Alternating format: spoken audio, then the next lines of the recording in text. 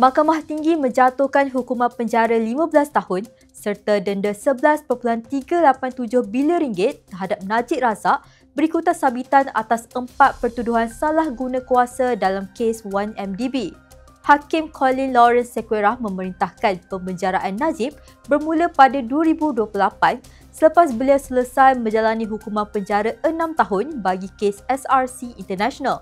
Terdahulu mahkamah mendapati bekas Perdana Menteri itu bersalah atas 4 pertuduhan salah guna kuasa dan 21 pertuduhan pengubahan wang haram melibatkan dana 1MDB berjumlah 2.28 bilion ringgit yang dimasukkan ke dalam akaun bank miliknya antara Februari 2011 dan Disember 2014.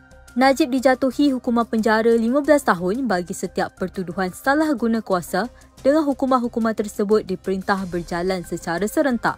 Sequeira turut mengenakan hukuman penjara 5 tahun bagi setiap satu daripada 21 pertuduhan pengubahan wang haram yang semuanya diperintahkan berjalan serentak. Mahkamah juga memerintahkan hukuman bagi salah guna kuasa dan pengubahan wang haram itu berjalan serentak pada 2028. Azrin Zainal, FMT.